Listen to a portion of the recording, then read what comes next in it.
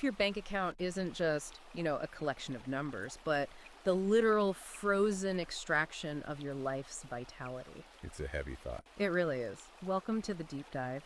And before we get into anything else today, if you enjoyed exploring really complex, boundary-pushing ideas, please hit that like button and subscribe to the show. We have got a massive one for you today. We really do. Yeah, we're doing this really extensive, incisive review of a provocative new 2025 ebook by the author Conrad Riker, and it's called Money, Unit of Account, Medium of Exchange, Store of Value, and Congealed Life Energy. Quite a title. It is a mouthful, but you will definitely want to hook into this one. So make sure you check out Amazon Kindle and Google Play Books to buy it. And also follow the author at Conrad Riker on Substack to stay plugged into his work. Absolutely. Today's mission is to completely unpack this ultra-long, fascinating manifesto. Now, just to give you some context on the target audience up front, this book is explicitly written for a red-pilled, manosphere, and men's rights activist readership. Yeah, that's the explicit target demographic. Yeah, right. It essentially positions itself as a survival guide for what the author describes as a rigged, feminized economy. And before we dive into the text itself, it is really crucial that we establish some ground rules for our discussion today. For sure. Because the source material we are examining is highly political charged. It features very strong, uncompromising critiques of left-wing, Marxist, and feminist ideologies. So I want to make it abundantly clear to you, the listener, that neither of us is taking a side here. No, not at all. We are not endorsing, validating, or promoting the viewpoints of the author, nor are we taking a stance on the political right or left. Our sole goal today is to impartially report on the contents of this book, to dissect the author's specific worldview, and help you understand the exact arguments contained in the text. Exactly. We are treating this strictly as an intellectual exercise to understand a very specific, rising economic philosophy that is definitely gaining traction. Okay, let's unpack this. Because the core philosophy of this book starts with a complete redefinition of what wealth actually is.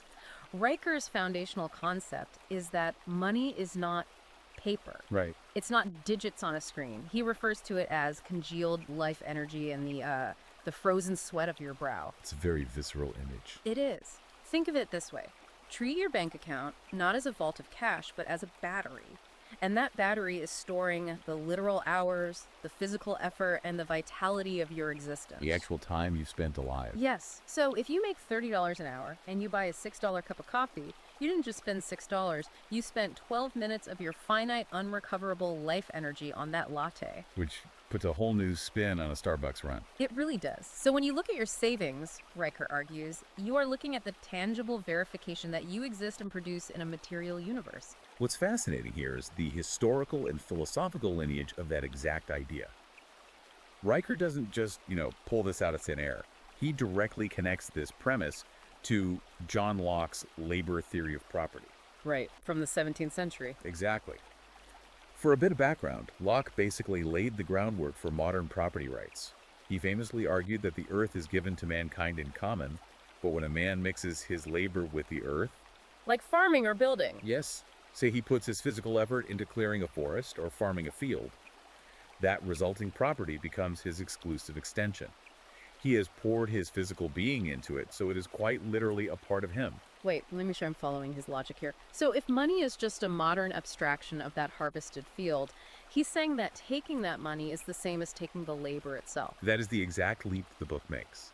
Extending Locke's logic, Riker argues that taxing this fruit of labor, or redistributing it, is not merely a bureaucratic financial transaction. It's much deeper. In his worldview, it is a form of partial enslavement. It is the seizing of a man's very past time and physical effort to fund systems that the individual did not explicitly consent to. Wow. The text frames the modern tax apparatus not as a social contract, but as a mechanism actively siphoning away a man's stored life energy. And he doesn't just stick to 17th century philosophy to make this point.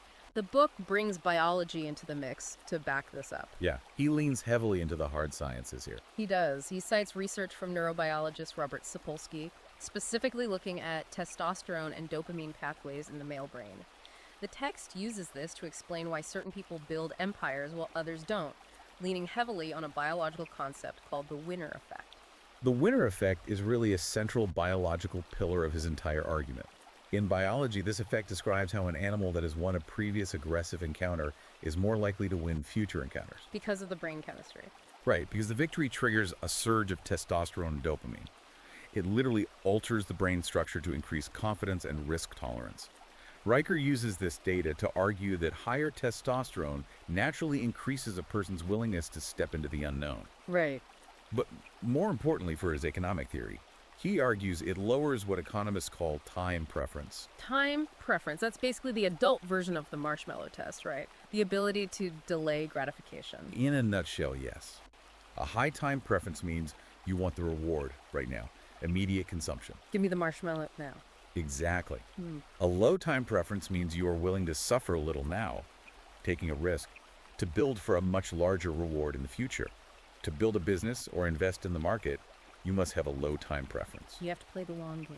Riker posits that this biologically driven masculine drive to conquer chaos, delay gratification, and build systems is the essential engine of wealth creation. And he contrasts this by outlining two distinct economic modes according to his framework. Yes, he breaks it down into a masculine economy and a feminine economy. Right. A masculine economy, which he says is built on low time preference, delayed gratification, and rational risk, versus a feminine economy, which he characterizes as having a high time preference, demanding immediate consumption, safety, and emotional validation from the state. That's his core dichotomy. So if we accept his premise that delayed gratification and risk are the engines of wealth, we have to look at how our institutions have supposedly changed over time, because the book argues that these institutions were built on one mode but captured by the other. He spends a lot of time on this institutional shift. He claims that Western civilization was fundamentally built on the nomos. Now, before we get into the capture of these institutions, what exactly is he meaning by nomos? Well, in classical terms, nomos refers to law, custom, and order. But Riker adopts it to specifically mean patriarchal order, objective logic, and strict hierarchy. Like a rigid structure. Yes, it is the boundary that keeps chaos at bay. The text argues that this brutal, reality-based foundation has been hijacked by what he terms gynocentric and Marxist ideologies. Ideologies that prioritize feelings. Exactly. Feelings, safety, and consensus over objective facts and brutal market realities. And to illustrate this nomos, he spends a lot of time analyzing the industrial titans of the 19th century. The guys who built the modern world, essentially. Yeah, men like John D. Rockefeller, Andrew Carnegie, Cornelius Vanderbilt, and the inventor James Watt.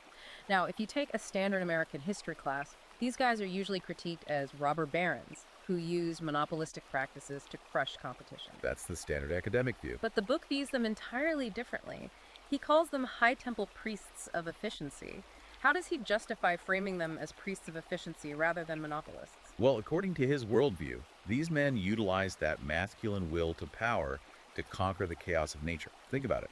Before Rockefeller, refining oil was a wildly dangerous, inefficient, and expensive process. Right, it was practically a gamble every time. By ruthlessly standardizing it, Rockefeller drove the price of kerosene down so low that average working-class people could finally afford to light their homes at night. Wow, so he views that as a public good. He views this not as exploitation, but as these men effectively lowering the cost of living for the masses through sheer competence and low time preference. They build an infrastructure of the modern world. Okay, so he sees them as singular, decisive leaders who pushed humanity forward. But then he takes a massive pivot to contrast those guys with modern corporate structures. Specifically HR and DEI. Right.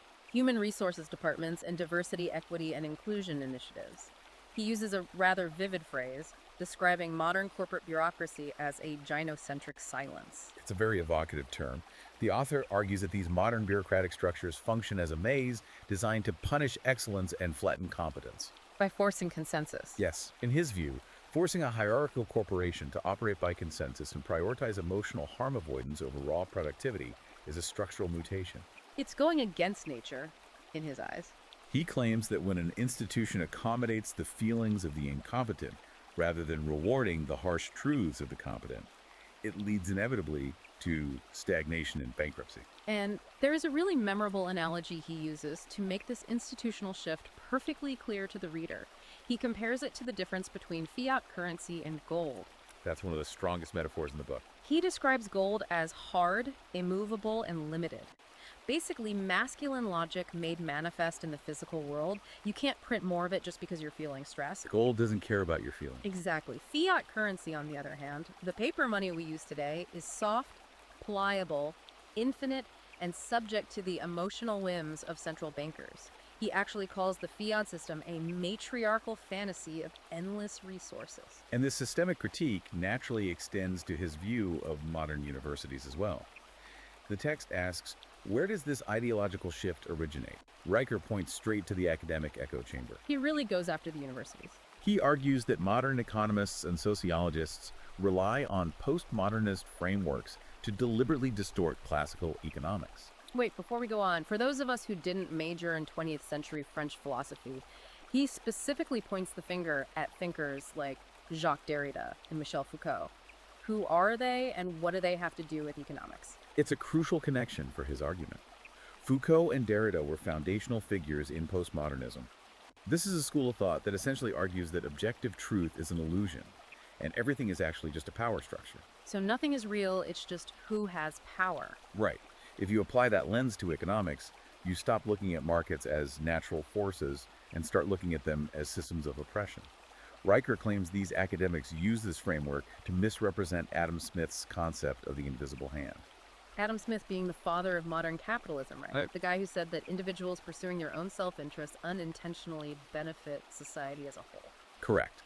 Instead of viewing capitalism as a system of decentralized, spontaneous order that lifts people out of poverty, Riker argues the Academy uses Foucault's deconstruction to label capitalism as inherently oppressive. Just because it's competitive? Simply because it historically reflects and rewards masculine values of competition, hierarchy, and aggression. Here's where it gets really interesting, though, because he takes these massive macroeconomic concepts, these critiques of academia and corporate bureaucracy, and he shrinks them down to the most intimate level possible. The family. He brings it right into the living room. He basically takes Adam Smith's famous pin factory metaphor, which explains how dividing labor makes a factory vastly more productive, and applies it directly to the traditional household. The book views the patriarchal family as the ultimate primal economic unit. The foundational building block. Right. In this model, the patriarch acts as the invisible hand of the home, rationally allocating resources for the survival and prosperity of the unit, rather than yielding to short-term emotional whims. He is very specific about the economic synergy of the traditional family. When labor is divided, with one person securing resources and another managing the home and children, the unit operates with a massive competitive advantage. It's just more efficient. Riker argues that the legal and social systems of the past centuries supported this unit, but the modern era has intentionally dismantled it. He warns extensively about what he terms the divorce industrial complex. How does he claim that works in practice? Because it's a bold claim to say the system intentionally dismantles families. According to the text, the modern legal system, specifically no-fault divorce courts, combined with the welfare state, actively incentivize the dissolution of the family. By making it easy to leave. By making it financially viable and sometimes profitable to break the contract. By doing so, he claims, the state breaks down that powerful economic synergy of the household. And what replaces it? If the family unit is broken, where do those people go? The author argues it creates two things. First, a dependent class of atomistic consumers who now have to buy everything individually. Oh, like 2 houses, 2 sets of appliances, 2 heating bills? Exactly. It drives consumption. And second, it creates a heavy reliance on government welfare for stability, which feeds back into that high time preference feminine economy he described earlier. And he points at the very real human cost of this. He cites the alarming rise in what are called deaths of despair, suicides and substance abuse, specifically among working class men. His argument here is quite dark, but he relies on solid demographic data. He says that when society strips men of their economic utility within a family structure and labels their natural drive as toxic, it creates a massive psychological void. He states that the family unit relied on the pillar of male leadership as an evolutionary command, not a social construct. When you remove that purpose and penalize that biological drive, you see the grim statistics in male health and longevity. The numbers don't lie. The book points to these outcomes as the direct result of disenfranchising the primary producers of a society. Okay, so if the family is the fortress, how does Riker suggest men interact with the world outside those walls? Is it just every man for himself? Not at all. Actually, no. This brings us to the power of the old boys network. Now, usually that term is used as an insult today, right? A symbol of unfair exclusion. A barrier to entry. But Riker completely flips the script. He defends exclusionary male spaces as absolutely vital to building wealth. He points to the year 1801, when the London Stock Exchange essentially formed because a small group of male brokers started meeting in the coffee houses of Threadneedle Street. They needed a private space to operate. They needed a place to trade, test ideas, and build trust. And he brings it all the way to the modern era, citing the famous PayPal mafia in Silicon Valley.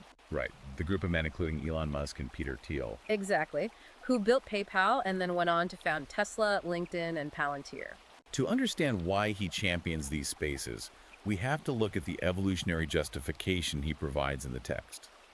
Riker cites the work of evolutionary psychologist David Geary to argue that these male-only spaces are not oppressive conspiracies designed to keep women out. They aren't just boys' clubs for the sake of it. Right. Rather, he frames them as necessary biological incubators. They are harsh but effective environments where men test competence, refine strategies, and form bonds based on honor and merit. Without the HR department stepping in. Exactly, without the moderating influence of emotional harm avoidance. And he brings data to back up why this matters for your bank account. He cites a 2019 study from the St. Louis Federal Reserve showing that male-owned businesses that have male mentorship networks actually enjoy a staggering 65% higher 5-year survival rate compared to those that don't. 65%. That is a massive edge in the business world. It really is a significant statistical advantage, which naturally leads to the operational side of the book. Right, the practical application. What does a listener actually do with all this? That's the real question. The book isn't just theory. It transitions into a master plan for reclaiming what he calls financial sovereignty. And the first actionable defense strategy he introduces is something he calls the temple test. The temple test. It is basically a ruthless checklist you have to run through before you spend a single dime of that congealed life energy we talked about. You have to ask yourself, does this expenditure serve my empire or does it serve my ego? It is a highly stoic approach to resource allocation. Exactly. What does that look like in practice, though? Well, if you are buying a luxury watch or a flashy car on credit for social validation or vanity, Your ego. yes, your ego, you are essentially squandering the hours of your life you work to earn that money. You're bleeding out your congealed life energy to impress strangers. That makes total sense. But if that same money buys appreciating assets, practical education, or tools for production, which is your empire, then you are deploying that capital efficiently to secure your future autonomy. And building on that personal discipline, Riker advocates for a much larger structural strategy, which he calls the exit, because he views the current legal and financial architecture as fundamentally designed to extract wealth from men to fund the welfare state. He argues the only rational response is to remove oneself from that rigged system entirely. Right. He suggests utilizing flag theory, a concept of geo-arbitrage popularized by thinkers like Tim Ferriss. Flag theory is the idea of diversifying your life globally so that no single government has total control over your assets or freedom. You plant different flags in different countries to optimize your independence. Give us a concrete example of how someone actually executes this geo-arbitrage. Sure. Imagine you are running a highly profitable online business in the United States. Under Riker's framework, you might plant your business flag by incorporating an offshore trust in Nevis. Which has incredibly strong asset protection laws. Very strong. Then you might plant your residency flag in Puerto Rico to legally minimize your tax burden. You are legally walling off your wealth from domestic taxation and litigation. Okay, I see. Furthermore, he advises heavily securing liquid assets in hard metals or cryptocurrency so they can't be easily inflated away or frozen by a central bank. And he makes a very specific point to clarify his stance on this. The text does not frame this as criminal tax evasion. No, not at all. He frames it as a moral defense mechanism. In his view, the modern state acts as a hostile actor, an anglerfish looking to consume your productivity. Therefore, protecting your assets through legal offshore trusts is the modern-day equivalent of building a stone fortress to defend the fruits of your labor from a siege. It's a total rejection of the standard social contract. And he brings that exact same disruptive energy to the topic of education. He actively advises readers to drop out of modern universities. Yeah, as we mentioned earlier with Foucault and Derrida, he literally calls universities expensive daycare centers for Marxist indoctrination that burden young men with inescapable debt. Instead, he says you need to look backward to the Renaissance workshop model. Right. Seek out a master-apprentice relationship. You don't learn from a textbook in a safe space. You learn through doing. And specifically through using a rather vivid phrase, the scar tissue of failure. You have to get out there and actually bleed a little in the market. If we synthesize his ultimate goal, it culminates in the concept of building the citadel and the file. The term file is drawn from the science fiction author Neil Stephenson. Right, from the Diamond Age. Yes. In Stevenson's novel, nation-states have collapsed, and people organize themselves into files, which are essentially sovereign networks or tribes of like-minded individuals bound by shared values and economic interests rather than geography. And Riker insists that men must build these micro-fiefdoms to survive the coming economic stagnation. And he takes this all the way to a grand evolutionary conclusion. He argues this from a purely biological standpoint, utilizing the famous Simon Ehrlich wager. Explain that wager real quick because it's vital to how he views the future. The Simon Ehrlich wager was a famous bet made in 1980 between biologist Paul Ehrlich, who believed overpopulation would lead to mass starvation and resource depletion. Right, a very pessimistic view. Very. And economist Julian Simon, who believed human innovation would outpace population growth. Simon won the bet handily because commodity prices actually dropped over the decade. So innovation won out. Right. Riker uses this historical event to posit that human intelligence and ingenuity are the ultimate resources, not a burden on the planet. Therefore, the book concludes that modern feminism, which he claims devalues the traditional family and promotes sterility or lower birth rates, is quite literally an evolutionary dead end. Exactly. According to the text, the ideologies that fail to reproduce will naturally fade from history. The book states the future belongs to traditional natalist patriarchies. People who are actually having kids. Basically, groups of high-trust men who insulate their assets, build outside the traditional fiat system, and actively have children to pass their empires down to. That's the citadel. He believes those who maintain the discipline to build and the structures to preserve their legacy will simply outlast the current institutional model. So what does this all mean? Let's bring this right back to you, the listener. Whether you view Conrad Riker's manifesto as a desperately needed wake-up call in a crazy world, or you see it as a highly controversial lightning rod of a book, you cannot deny that it offers an uncompromising, completely unfiltered look into the economic philosophy that is driving the modern manosphere. It's a perspective you can't really ignore. It challenges you to stop looking at your financial decisions as just boring math on a spreadsheet. Instead, it demands that you view your money as a literal defense of your personal autonomy. And as we conclude our analysis of the text, I want to leave you with a final, lingering question to explore on your own. It's something that builds on this material, but pushes it into your everyday life. I love this. Let's hear it.